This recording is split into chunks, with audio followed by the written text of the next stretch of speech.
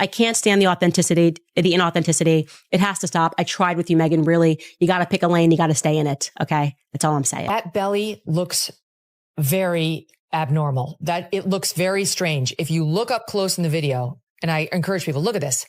It looks like there's like a bag or like some sort of something shoved up under a dress. It does not look like a pregnant belly. It looks all bumpy. It's very strange.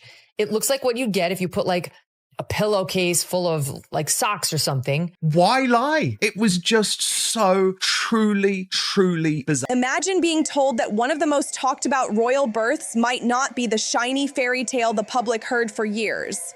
What if the story was actually a tight palace mystery, locked behind heavy doors and careful smiles? Seriously.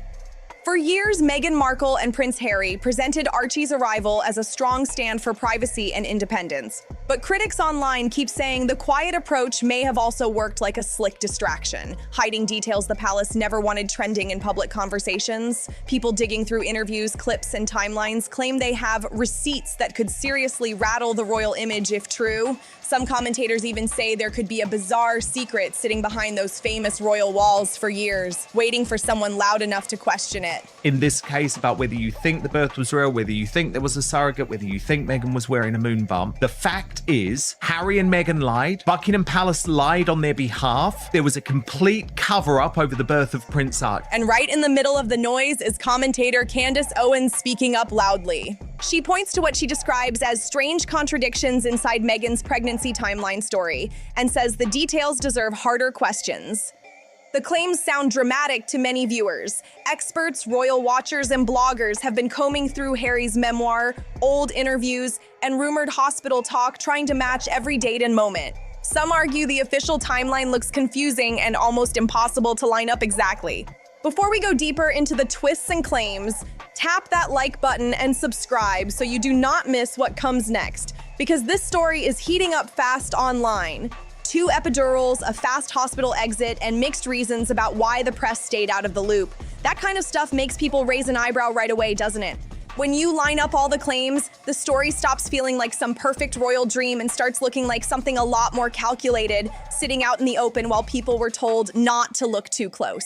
Critics say the contradictions keep stacking up, and the pressure around this story is only getting bigger. Here is where it gets really messy. If even one part of this version falls apart under real scrutiny, it opens a major question that people cannot ignore. What exactly was being protected, and why would the truth be treated like such a risk if these inconsistencies are actually real? If that is the case, then the public did not just get confused, they may have been seriously misled. And that trust between Meghan, Harry, and the millions who celebrated Archie's birth could have been shaky from the very beginning. So before locking in what you believe, let's break this down piece by piece, because the next part of this royal mystery could change the whole vibe of the story in a big way. According to Prince Harry's own memoir, Meghan gave birth to Archie at the well-known Portland Hospital in London. But this is exactly where the story starts getting complicated fast. Harry describes Meghan receiving 2 epidurals during labor and then leaving the hospital with the baby only a short time later. On the surface, it sounds smooth and picture-perfect, almost like a carefully polished royal moment meant to show calm control during a big event. But when medical professionals, nurses, and even experienced mothers started looking closely at the details in that version of the story, serious doubts began popping up everywhere. The part about Meghan receiving 2 epidurals during labor immediately caught attention. An epidural is not a simple quick step where someone can jump in and out easily.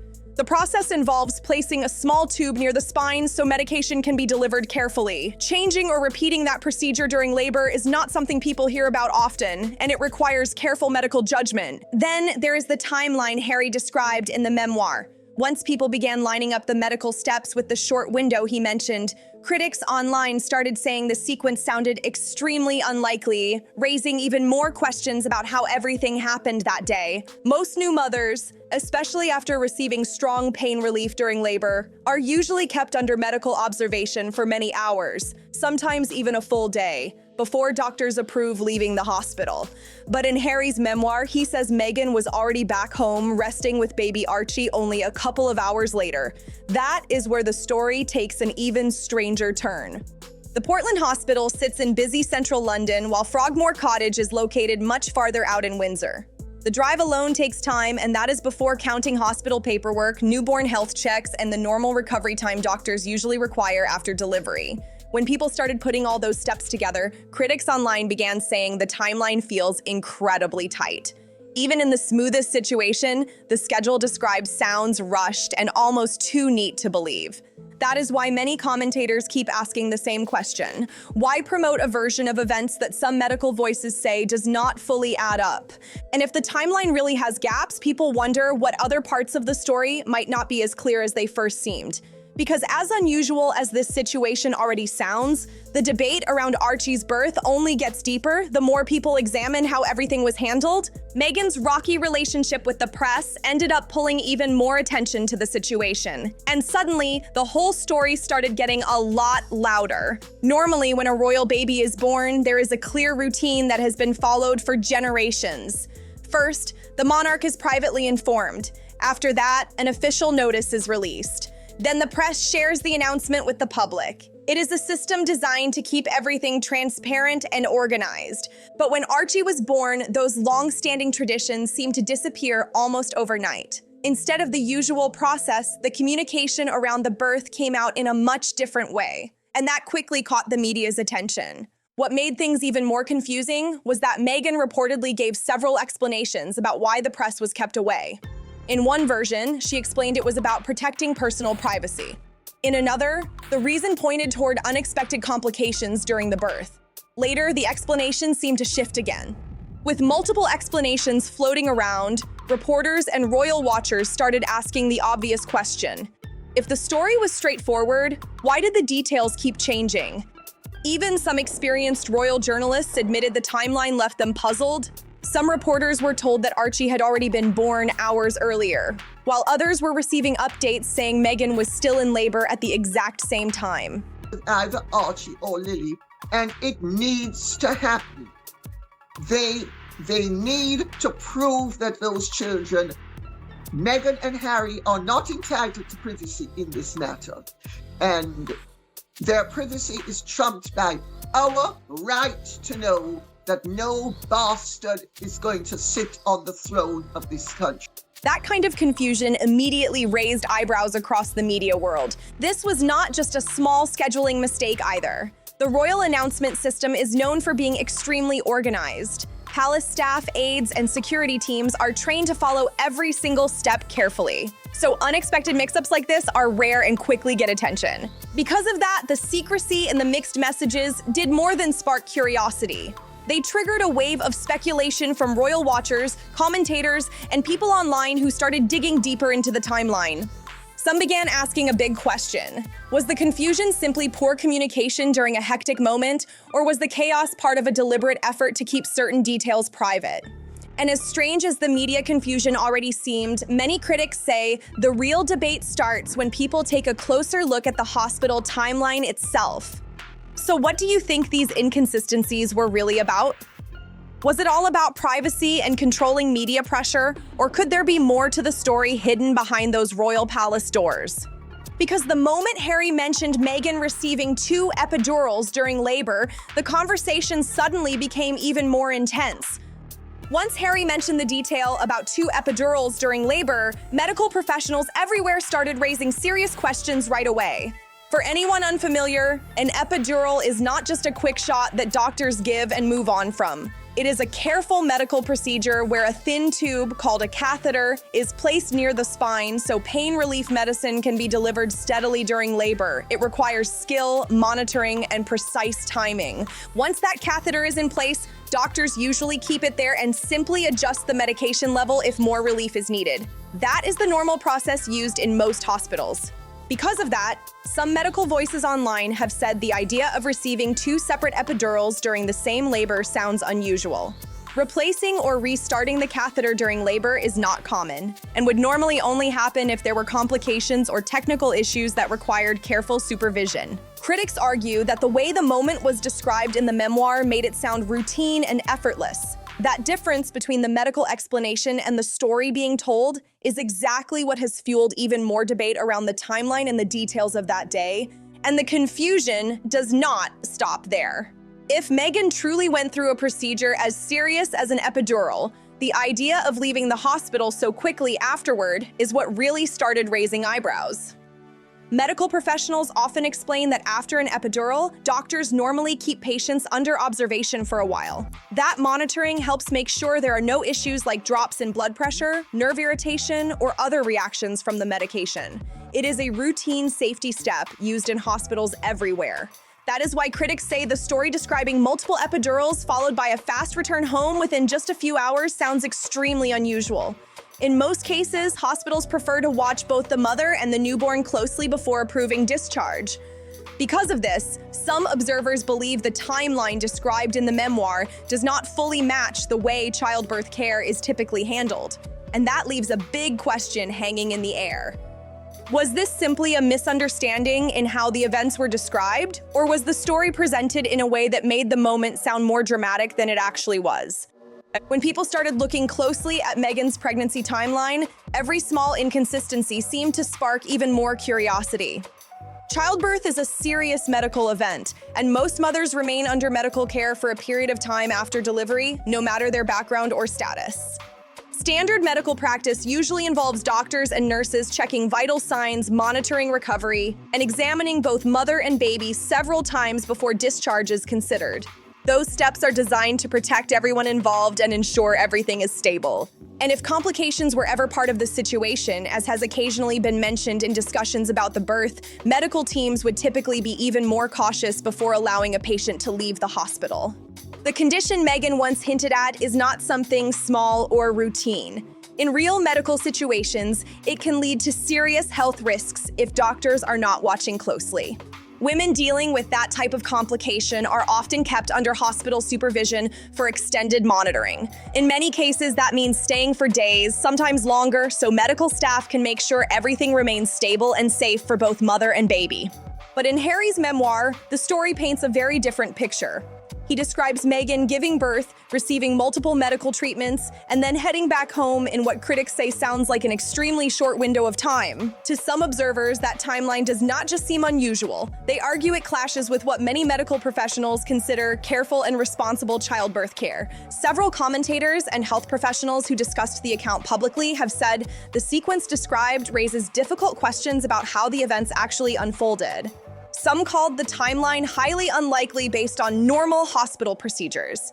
This is where the debate becomes even more intense. Meghan has often spoken about the importance of maternal health and proper medical care, using her platform to highlight how critical monitoring and support can be for new mothers. So critics argue that if the timeline described is accurate, it appears to conflict with the very standards she has encouraged others to follow. And if the timeline was simplified or retold differently, then people start wondering whether the public heard a polished version of events that may not show the full picture. Either way, this story leaves a trail of questions that only seem to grow louder the deeper people look. Once you move past the official royal statements and the polished photos shared with the public, a few insider whispers start painting a very different picture.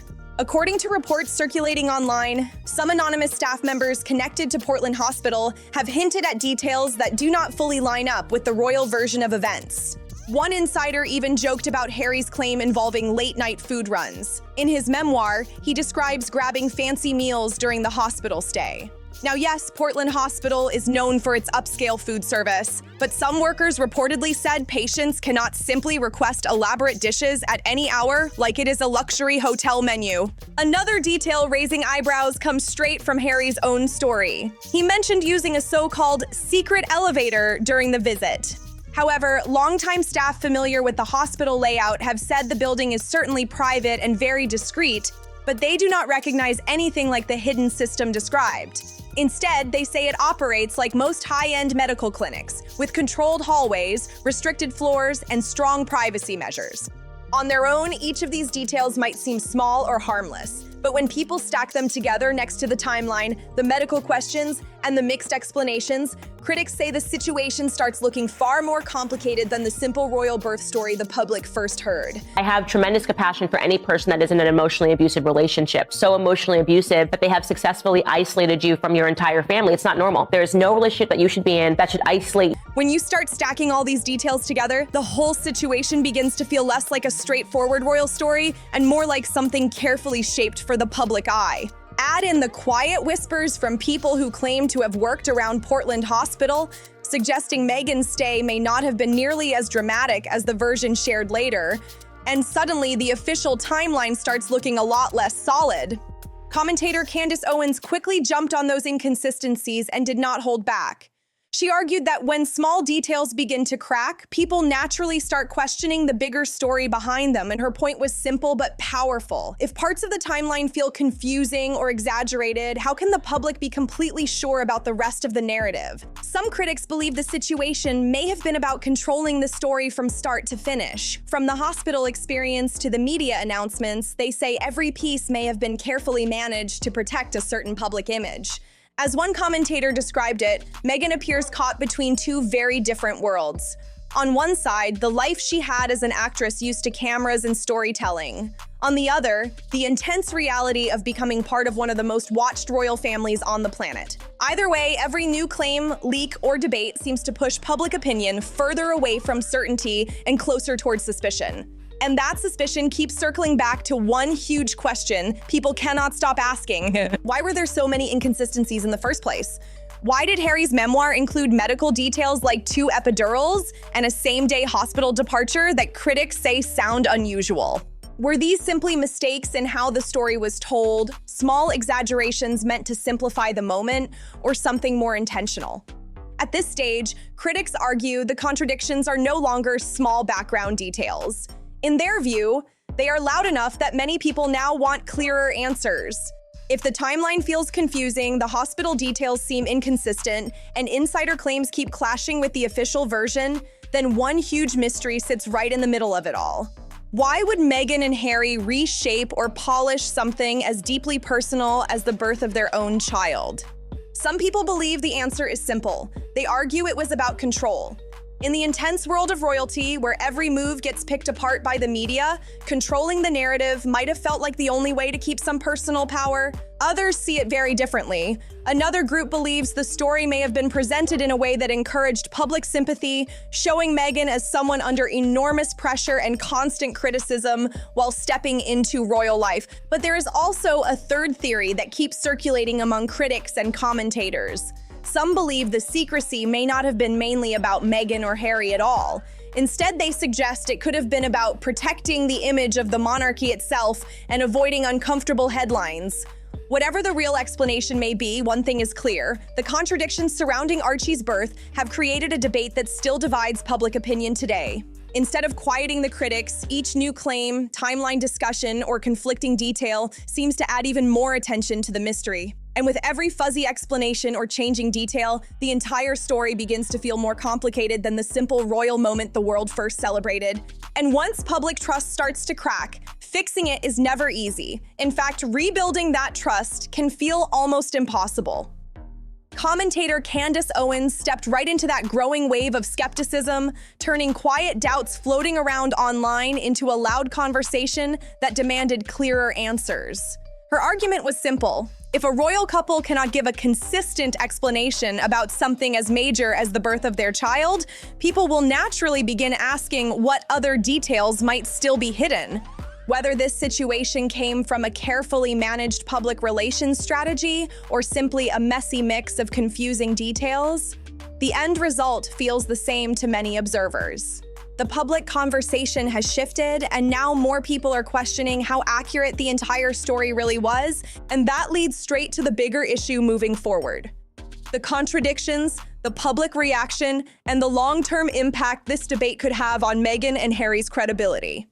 From the conflicting details in Harry's memoir to the discussions about hospital timelines and media communication, the story surrounding Meghan's pregnancy has become filled with questions that critics say still do not fully line up. Maybe it was clumsy storytelling. Maybe it was a narrative shaped under intense pressure. But right now, the full truth still feels just out of reach. One thing is certain, though. The real explanation, whatever it may be, seems buried under layers of confusion, speculation, and the polished image that often surrounds royal life. Candace Owens may have stirred up the debate, but supporters say all she really did was shine a bright spotlight on questions that some people had already been whispering about for years. When critics line up the details, they say the timelines clash like puzzle pieces that refuse to fit together. One explanation leads to another, and instead of clearing things up, each new version seems to add even more smoke around the mystery. But here is where the situation takes another dramatic turn. According to commentators, this is not the only part of Meghan's story that has sparked intense debate. Behind the glamorous photos, royal appearances, and carefully managed public image, critics claim there are other moments that people continue to question. Some observers believe these issues are nothing more than coincidences blown out of proportion. Others argue there may be a strategy behind how certain details are presented to the public. Either way, the conversation keeps growing louder, and it leaves many people asking the same thing. What other royal controversies could still be waiting to surface? And if the discussion around the pregnancy timeline already sounded surprising, the next claim that critics bring up is even more shocking. Because Meghan's own half-sister, Samantha Markle, has publicly made controversial claims about Meghan's age and background, statements that have sparked another wave of debate and speculation around the Duchess. The tension between Meghan and her half-sister, Samantha Markle, has always been intense, but the claims Samantha is making now have sparked a whole new wave of attention. According to Samantha, there are details about Meghan's past that the public may not fully understand. Her recent statements have fueled debate online, with some people saying the claims could change how Meghan's early story is viewed, while others strongly question Samantha's credibility. Either way, the family drama has added another explosive layer to a story that already has people talking across the internet. So now the big question remains, is all of this just a misunderstanding that grew bigger over time? Or are there still pieces of the story the public has not fully seen yet? One thing is certain, this saga continues to keep people guessing, and the deeper you look, the more it feels like we may have only scratched the surface of what really happened behind those palace walls. If you want a full deep dive into the so-called age scandal and exactly what Samantha Markle claims to have revealed, let me know down in the comments. And before you go, make sure to like the video, subscribe to the channel, share this with someone who loves royal drama, and drop your thoughts in the comments below.